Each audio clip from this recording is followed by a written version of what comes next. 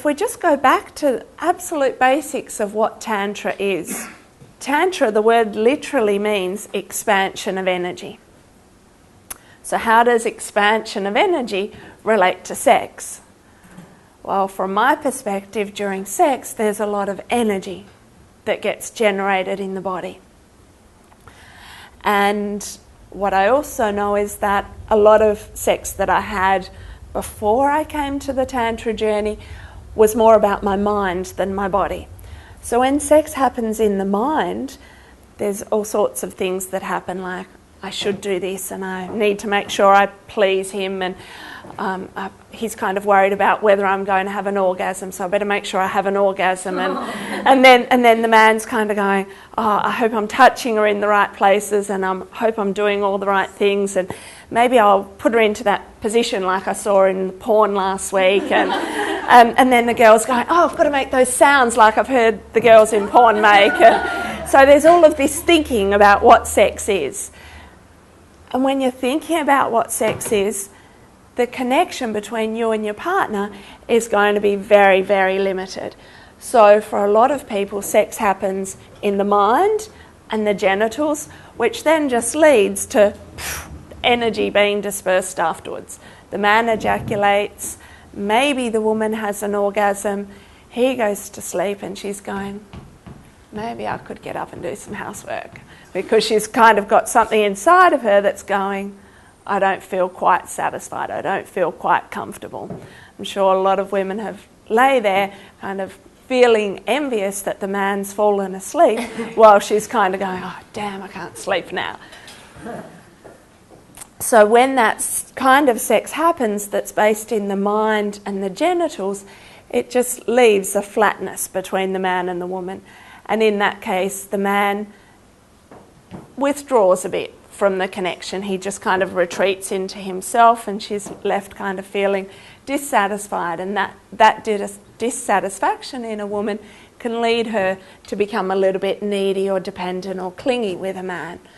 So when we start to understand how the energy of sex works, it can transform your whole experience. It can start to heal some of those relationship scars and wounds and traumas where you think that relationship is all about the battle of withdrawing, retreating, clinging, pulling, attaching to somebody. So just to go back to the emotions that you feel and the contractions that happen when you think about sex and past sexual experiences, every time you engage with somebody, all those past experiences are being activated on some level.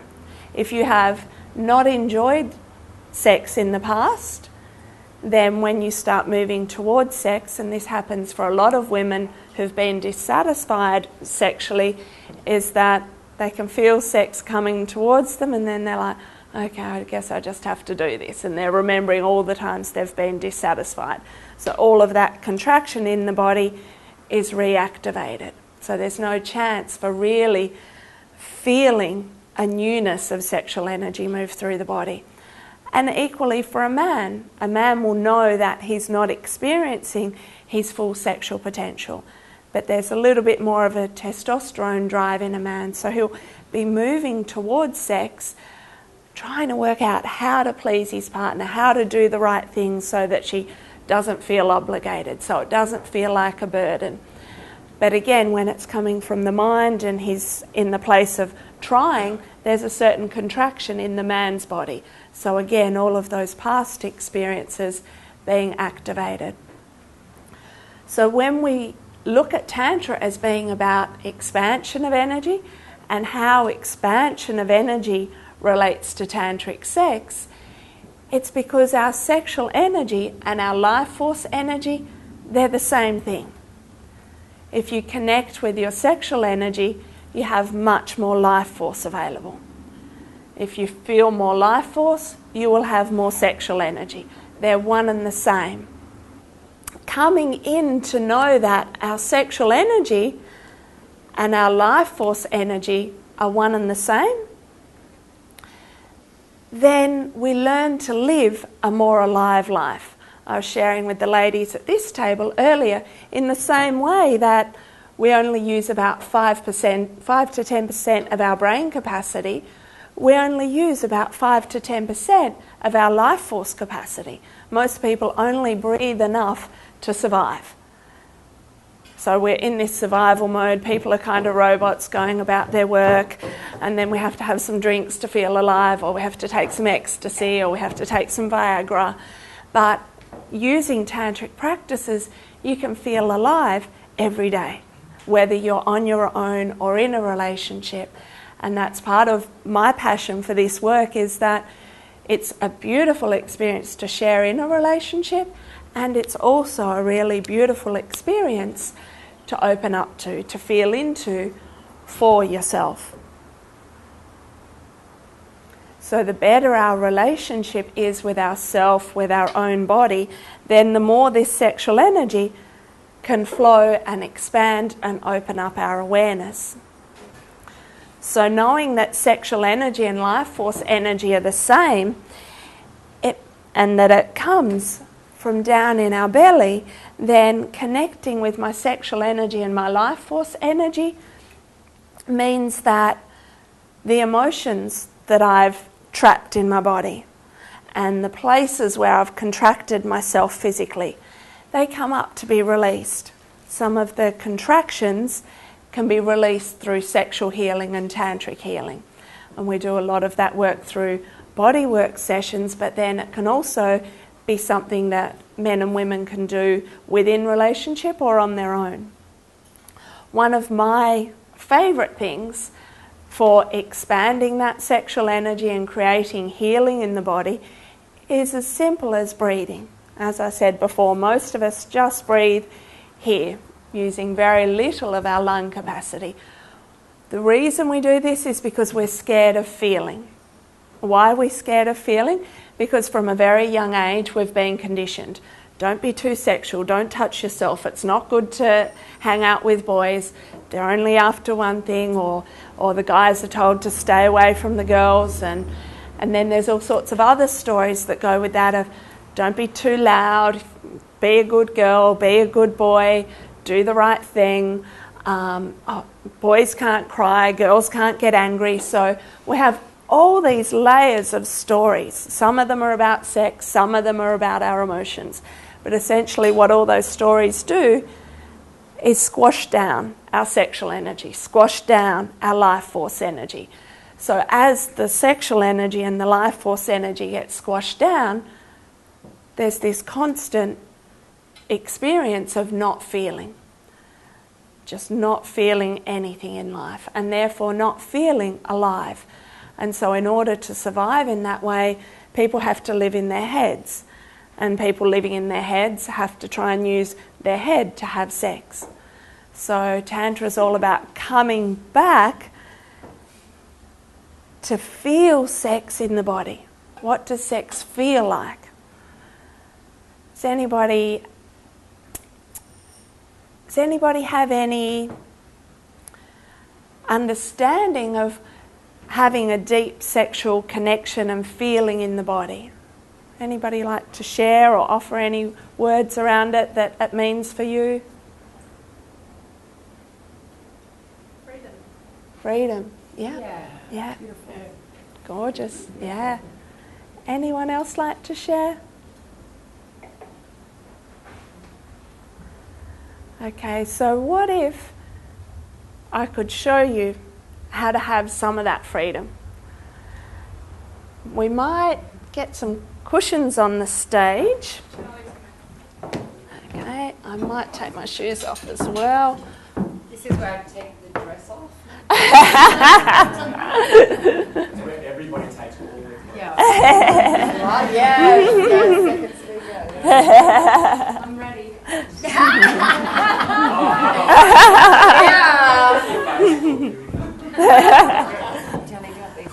No, I might fall over if I'm stacked too high.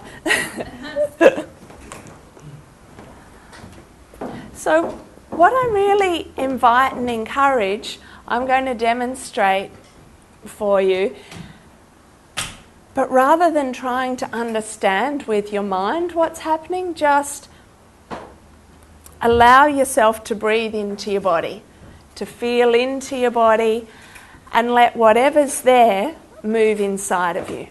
Knowing that part of the journey of expanding your energy, of feeling more sexual energy, is saying yes to what you feel. So for the next 5, 10 minutes, however long, just saying yes to whatever you feel. If your body wants to move, letting it move.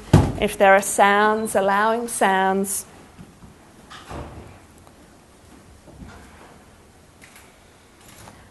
And sometimes I suggest, for the women in particular, you might even like to close your eyes, because there's a possibility that with your eyes closed, you connect more deeply with the feeling sense that's part of our feminine nature.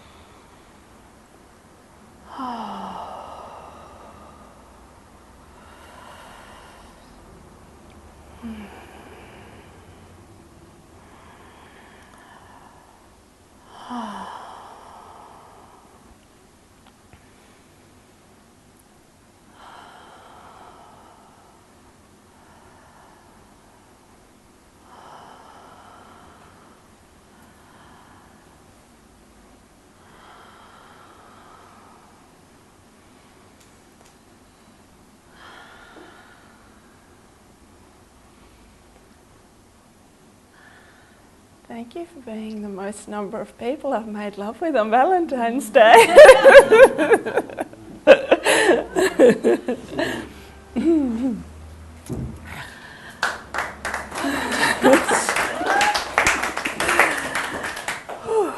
Let me just get some water.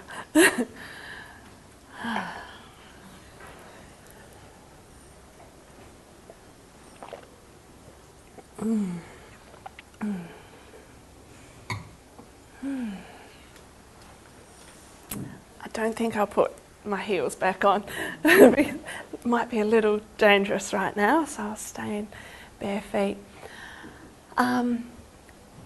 So for me, how I experience my body sexually is that orgasm is as simple as breathing.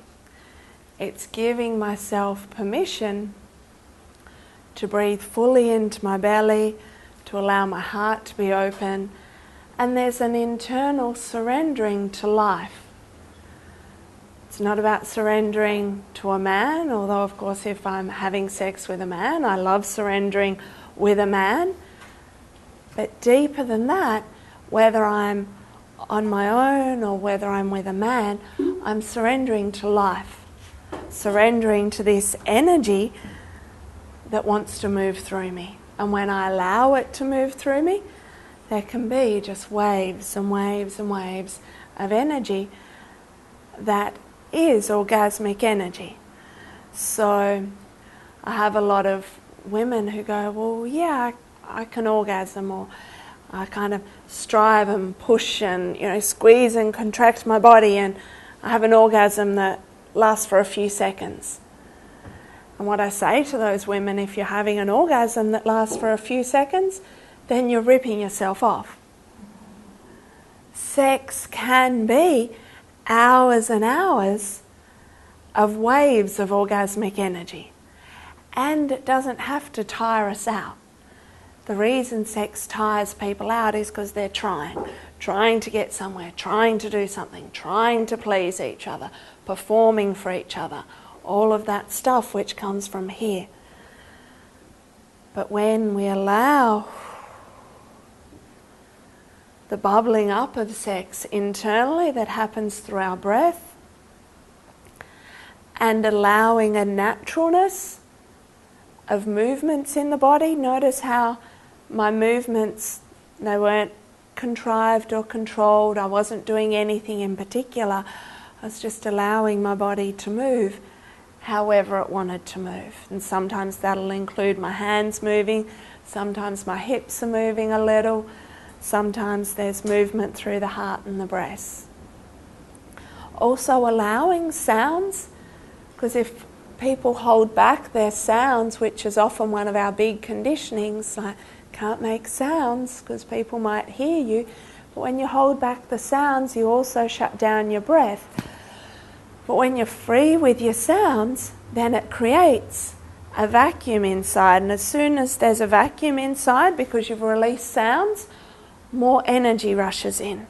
And then when more energy rushes in, there's more sound to be released, then more energy. So it creates that wave through the body. So the body then naturally will want to undulate with the movement of energy and sound. So the most important things that I teach women in our women's workshops are breathing, movement, sound, and naturalness. No performing, no pleasing, simply a naturalness of saying yes in the body. Did anybody feel anything or notice anything that you'd like to share while I was in the orgasmic wave? Yeah? A bit confrontation. Sure. Sorry. Yeah, no, that's understandable. Yeah, I know it can be really confronting because we've been taught that it's not okay to be sexual publicly. And interestingly enough, I'm sitting here not touching myself, fully clothed, but if it was uncomfortable, is it uncomfortable because you were feeling something, or uncomfortable because your eyes were seeing something? Okay, yeah. Yeah. It gave me hope. Right. Beautiful. I'm uncomfortable, she's got hope.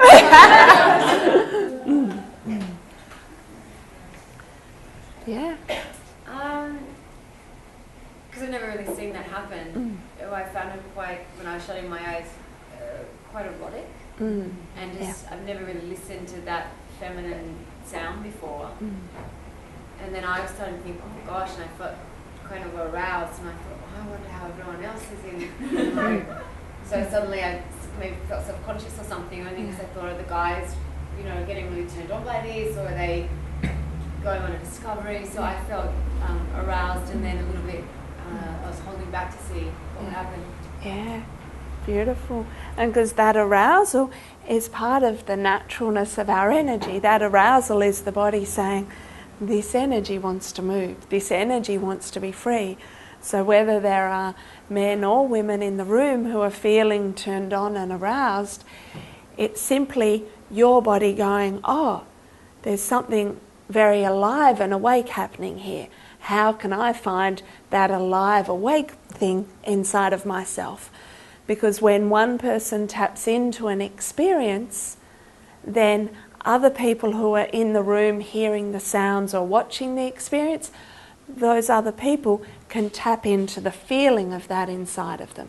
So it's like I open up a feeling channel, and you have the possibility of going, oh, I can feel that too.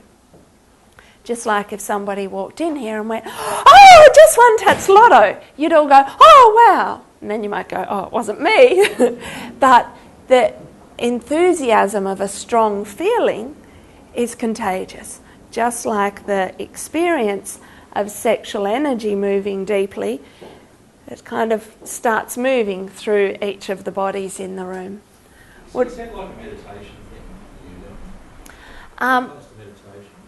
Yeah, well, I guess Tantra itself is about creating a meditative awareness internally. So I'm not thinking, I'm not using the mind to do anything. But yeah, essentially Tantra is a meditation about falling into the body and connecting the body. But more so than when you say doing a meditation, it suggests that I was doing something, whereas really the main thing that I was doing was breathing. And in the beginning, consciously breathing deeper, but then after a period of time, allowing the breathing to take over, so that it wasn't me breathing the body, but the body breathing itself. Yeah. What did you feel? I didn't feel anything. Yeah. Sure. Because it was just like, it's interesting you were saying you found it erotic. I didn't at all. I thought you were meditating. So it's like, it didn't ring with me at all. The sounds didn't activate anything inside? Oh, I knew. I don't know. Look, I'm not one I've never been one for meditation. It doesn't do anything for me.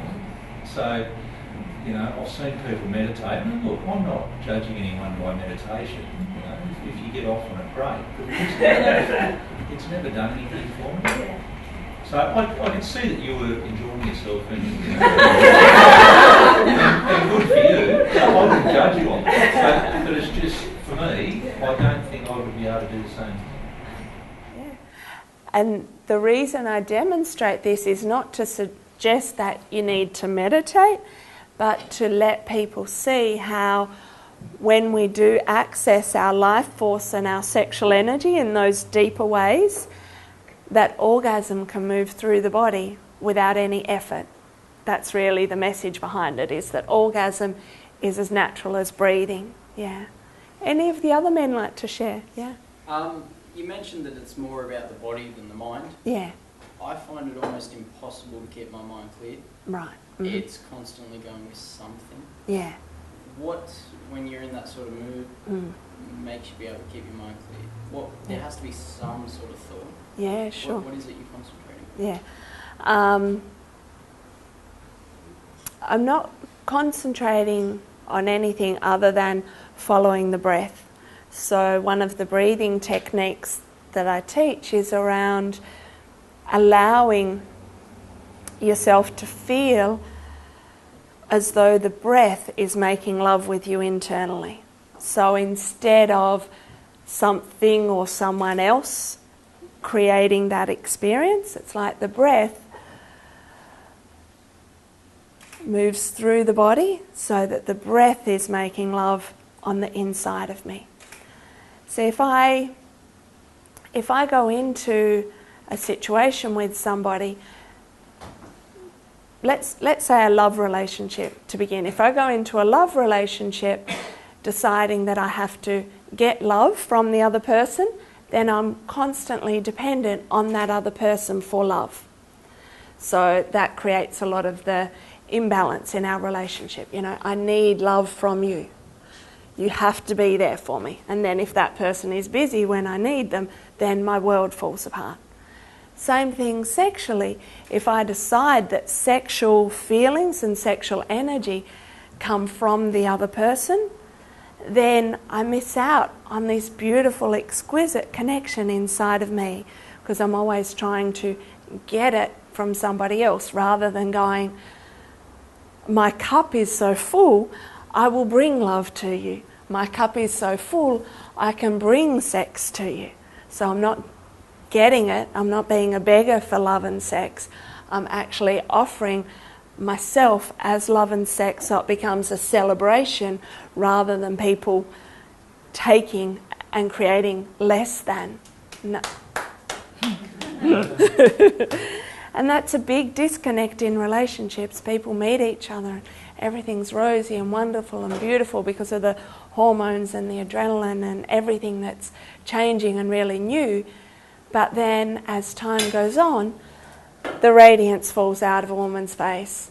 The empowerment in the man's body just fades away. So the man becomes less than and the woman becomes less than, because they've decided that they're the source of each other's joy, rather than knowing that I, Martina, I'm the source of my joy.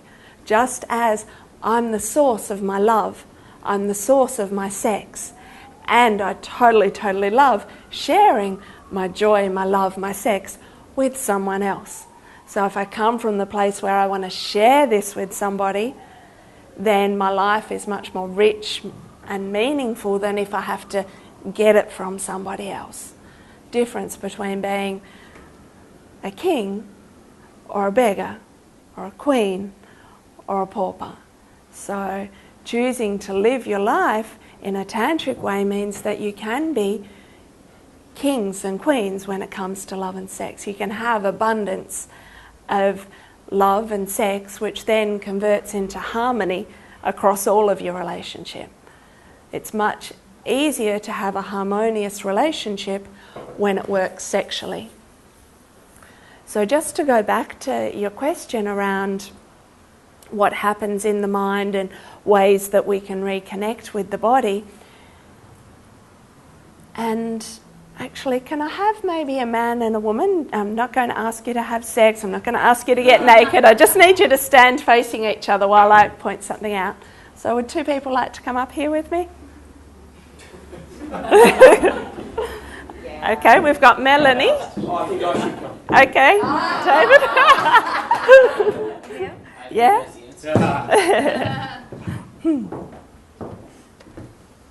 Standing here? Yeah. Yep. So what we have in the man's body, now, if you were to take a guess, what would you say the man's driven by in his life? Sex, penis, totally. No issue there. So the man's penis is his positive polarity. So this is where he generates his charge. It's why he's looking for sex, trying to find sex wherever he goes. So the man's biology and energetics is set up for sex. Whereas what is a woman looking for in her life? What drives her Shoes. Yeah, sometimes. What do women fantasize about the most? Connection? Oh, affection. Yeah. Love, feelings. Yeah. So a woman is driven to find love. If I just found someone to love me, or if I found someone I could give my love to. So the woman's heart is where her energy is generated. And the pathway to the woman's heart is perfectly modelled here by beautiful breasts. I hadn't noticed. You're lying. So the woman's breasts provide a connection to her heart. So it's her positive polarity. It's where she generates energy from. A lot of times women close down in the heart because we've been scared of feeling too much. We've experienced rejection or past hurts. So women sometimes close down in their heart, which then prevents her from being able to give love to the man. So in the instance I said where sex happens in the mind and the genitals, then there's no heart connection because the woman's not giving anything from her heart and the man's not receiving anything in his heart. This is something that people, just stay there, I'll come back to both of you, but this is something people often don't realise, is that a man wants sex in order to feel his heart. Men get a bad rap about wanting sex, but the man comes to sex in order to feel his heart. So for the man, his heart's receptive. If she gives love, he receives love in through his heart. So when a man's open in his heart, he can receive that love in. Then for a woman, she's receptive in her vagina. So through her desire for love, she comes to know herself as a sexual being. So with the vagina being receptive, it means that she feels and receives energy in through the vagina. So the way this ends up looking is that man comes with his sex energy, brings that sex energy through his penis, woman receives it in through her vagina, ripples up through her body, as you saw happen with me before, then it flows out through her heart and her breasts, into the man's heart, then flows through all over again. So then you have a circuit of sexual energy, so that instead of people being depleted from sex and made less than through their relationships, they can rise in love and feel more empowered, more alive, more vibrant, more empowered. Thank you to my models.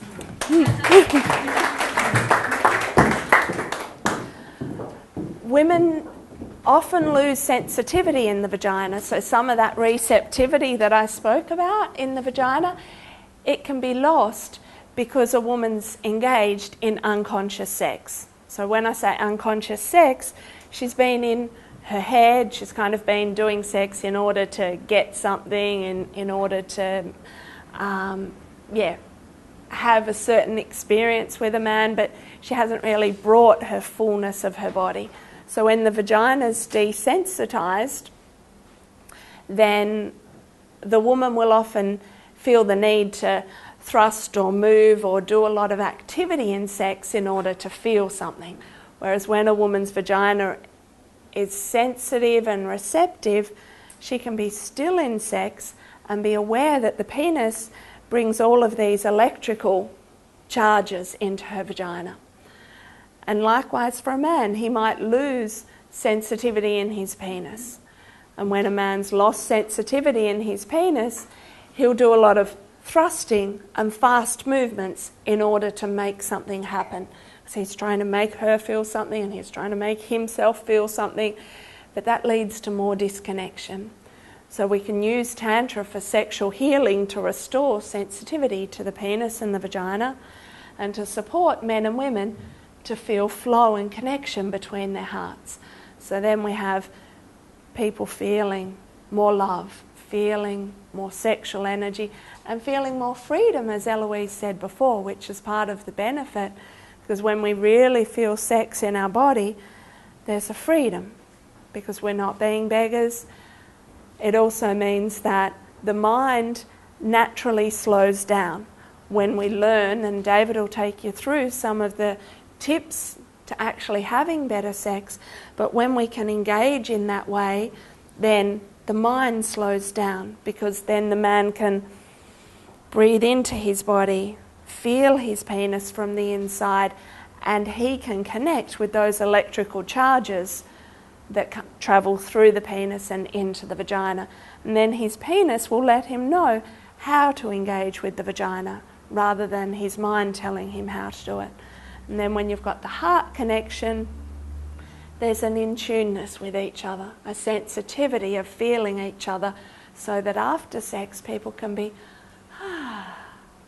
both blissful, both relaxed, both feeling content and much more connected, and no need for the disconnection, no need for a fight erupting a few days later because the disconnect got left in the space between two people.